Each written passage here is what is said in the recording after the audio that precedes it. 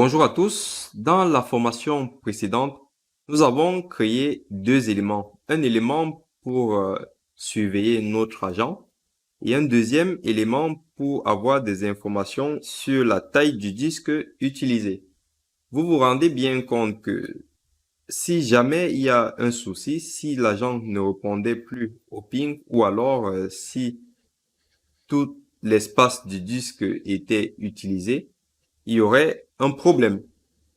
Alors, comment est-ce que l'administrateur réseau ou l'administrateur système saura qu'il y a un problème sur le serveur ou sur la machine qu'on supervise? Il ne le saurait pas. Pourquoi? Parce qu'il n'y a pas de déclencheur d'événement. Du coup, nous allons créer un déclencheur ou deux déclencheurs et les associer à ces éléments-là. Pour ce faire, vous allez vous rendre sur déclencheur et là, pour l'instant, c'est vide. Nous allons créer un déclencheur. On va l'appeler ici surveillance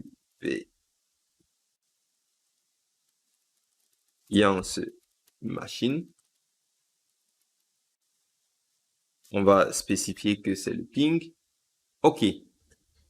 Pour moi, lorsqu'une machine ou un serveur critique ne répond pas au ping, ça signifie qu'il est tout simplement KO. Donc, je vais ici sélectionner désastre ou bien on peut mettre haute.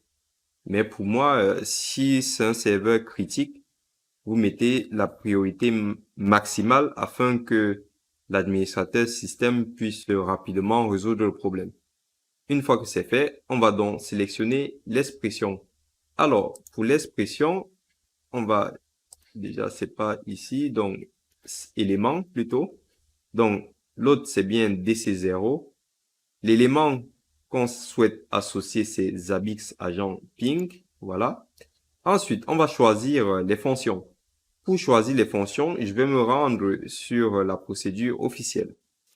Donc, ayant parcouru la procédure officielle, parce qu'il y a beaucoup de choses, donc il faut prendre le temps de tout lire, il y a beaucoup de choses. Et nous tous on fait comme ça, on utilise la procédure officielle pour monter aussi en compétence, pour avoir le maximum d'informations. Donc, n'hésitez pas à vous rendre sur la documentation des Zabbix pour chercher les informations que vous avez besoin. OK, donc si on utilise la fonction noData, qu'est-ce qu'elle nous dit? Alors, je vais traduire. Elle nous dit, pour utiliser ce déclencheur, tick doit être défini comme un élément de trapper Zabbix. L'autre doit envoyer périodiquement des données pour cet élément à l'aide des Zabbix sender. Si aucune donnée n'est reçue dans les 180 secondes, la valeur de déclenchement devient problème. Donc, on vous dit à peu près comment la fonction est écrite ici. Et alors, ça, c'est serveur inaccessible. Donc, on peut prendre aussi ça. Alors, je vais réactualiser ici. Donc, on avait dit serveur enrich, donc use fonction comme ça. Alors, nous, on fait un ping. On avait dit que c'était nos data. Donc, on peut aussi prendre cette fonction-là. Alors, donc, je prends celle-là. Du coup, je vais aller sur le serveur. On va donc mettre la période déjà. Non, on va déjà choisir la fonction. Donc, on regarde la fonction. On avait dit que c'était nos data. Donc, on ne reçoit rien à un temps donné. Donc, ici, on peut mettre 120 secondes. Alors, nous allons choisir le résultat. Si on revient sur la fonction, posons-nous la question suivante. Est-ce que vous ne recevez pas des réponses à une période donnée? Si vous répondez par oui, alors vous choisissez 1. Si vous répondez par non, vous choisissez le 0. La réponse pour nous, donc le résultat pour nous sera égal à 1. Parce que si on perd le ping, ça signifie qu'on ne reçoit pas les résultats.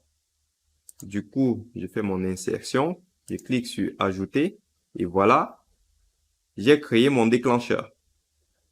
Alors, si je reviens du coup sur l'élément ici, alors ping, j'exécute, normalement c'est exécuté.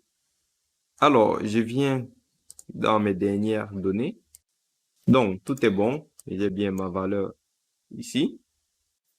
Et du coup, je me mets sur le tableau de bord. Je vois que, voilà, mon serveur DC0 n'a pas d'avertissement, il n'a rien, il est nickel. Maintenant, supposons que la machine crash, elle tombe en panne, donc on éteint la machine. On vient ici et on va voir ce qui se passe. Donc, on va patienter un peu, hein. Ok, donc après nos 2 minutes, vous voyez que le ping ne passe plus, donc je reçois bien un avertissement. Donc, on va attendre parce que après ça va passer en problème du coup. Donc, je peux aller du coup regarder les problèmes ici. Vous voyez, on vous dit qu'il y a un problème sur DC0. Donc, c'est tout à fait normal. Du coup, si je redémarre la machine, DC0, on va la redémarrer. On se remet sur le tableau de bord ou alors on se met aussi, vous pouvez vous mettre sur haute. Comme ça, vous voyez directement toutes les autres ici avec du coup l'agent qui est en mode indisponible ici. Celle-ci est la partie verte dont elle est disponible. Voilà. Après, ce sont des machines que j'ai aussi arrêtées hein, pour optimiser avec la mémoire. Voilà. Donc, je vais mettre pause et on attend que ça remonte. Donc voilà, ma machine est remontée, je suis repassé en vert et là, si je passe sur le tableau de bord, le problème a disparu. Ok.